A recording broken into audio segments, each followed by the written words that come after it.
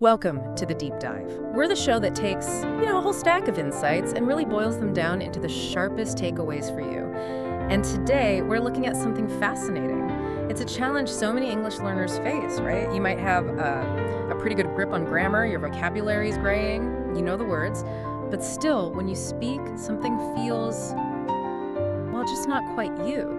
It's that feeling, isn't it? That kind of disconnect between knowing the language and really owning it when you talk. It absolutely is. So many people feel that exact gap. The mechanics are there, but that natural flow, that authentic voice, it feels just out of reach. Right. So this deep dive is all about unpacking that question. We've been exploring what sounding natural actually means in English, and more importantly, how you can get there, even if you don't feel fluent yet. We pulled some really great insights from a resource called Natural English, Rhythm, Tone, and Real Phrases to kind of get to the heart of this. And honestly, what really jumped out at me was this idea that it's maybe less about getting every grammar point perfect and more about something else entirely. That's such a crucial point because, the usual advice always pushes grammar and vocab first. Those are the benchmarks, right? Yeah, the main metrics. Exactly. But the insights we looked at, they suggest something much more nuanced about what makes communication really work, what makes it feel, like you said, natural. Okay, so let's unpack that. If sounding natural isn't about perfectly mimicking a native speaker, which I think is a really common idea, maybe a misconception. Yeah, misconception. Then what is it? What's the actual goal here, according to these insights? Well, that's the core difference. The source really reframes it. It defines natural not as perfect imitation of an accent or something, Right. but as sounding comfortable, sounding authentic, and just, easy for other people to listen to. It's about your message getting across smoothly, creating connection. And this ties into that surprising finding, right? The research suggesting that listeners actually care more about your tone, your rhythm, your overall attitude, maybe, more than they care about perfect grammar. Exactly. There's this great analogy they use. Think about music. Okay. You don't necessarily have to hit every single note perfectly, Yeah. right? If the rhythm is good, the feeling is there. That's what really connects with people. That's what resonates. That's a really powerful way to think about it. And what does that mean for you, the listener, in practical terms? What are the benefits? Oh, the benefits are huge. When you sound more natural, people just feel more comfortable opening up to you. It builds trust. And it genuinely encourages them to engage with you more, whether that's, at work, in class, or just chatting day to day. It kind of removes this subtle barrier that you might not even know is there. Okay, so that's the what and the why. But the big question is how? If it's not just about hitting the grammar books harder, what did our deep dive find are the key things to work on? Well, it really seems to boil down to three main areas. Three sort of pillars that hold up natural English speech. Pillars, okay. What are they? First, there's rhythm and flow. Second is tone and emotion. And third, it's about using the kinds of phrases people actually use in real life. All right, let's take that first pillar, rhythm and flow. That sounds a bit abstract, maybe, but English does have this distinct beat, doesn't it? Some words get stressed, others kind of get swallowed. That's right. And the way fluent speakers create that flow, according to the source, is by linking words together. Right. You don't pause rigidly after every single word. Right. It's this linking that makes speech sound smooth, less robotic, more conversational, like a current pulling the words along. Okay, let's make that concrete. The research had a great example. Instead of saying, I am going to the store, very choppy. Very separated. Try saying, I'm going to the store. Just feel that difference. I'm going to the store almost. Yep, it glides. It glides. That's the flow we're talking about. Yeah. It just feels smoother, more natural. Exactly. And it leads us nicely into the second pillar, tone and emotion. This is really where your English comes alive. Emotion is what gives it meaning, personality. Yeah, it's amazing how much you can change just with your tone. How you say something can totally change the meaning, right? Absolutely. Think about just one word like really. Okay. If you say it flat, really, it sounds, the source called it dead or maybe just uninterested. Right, dismissive even. Yeah. But if you say really with that rising pitch, maybe stretch it out a bit. Really? Like that. Exactly. It clearly shows surprise or genuine interest.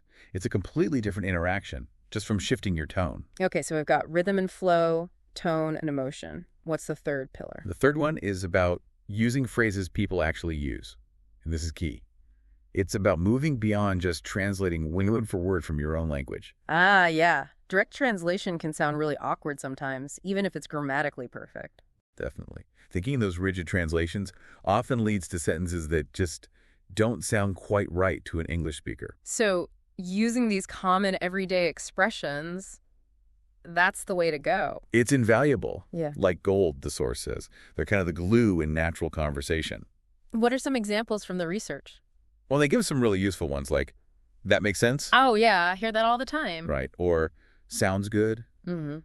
And another one, let me think. These are just small phrases, but they make interactions so much smoother. Okay, so understanding these concepts is one thing, but how does this actually play out? Did we find any examples of this making a real difference for someone? We did. There's a really compelling story that illustrates this perfectly. It shows the power of focusing on these elements. Let's hear it. It's about a woman named Hannah from Vietnam. Now, Hannah spoke English well. Her grammar was good, she had the vocabulary. Okay. But her delivery, how she spoke, was often described as stiff. Stiff. What did that mean for her? Well, it meant her coworkers often misunderstood her. They thought maybe she was nervous, or even that she didn't really want to engage with them properly. Oh, wow. That's tough, just based on how she sounded. Exactly. But then the approach shifted. The focus went on to her rhythm, specifically. And she was given just, I think it was 10 key phrases, real natural phrases to start using every day. Just 10 phrases.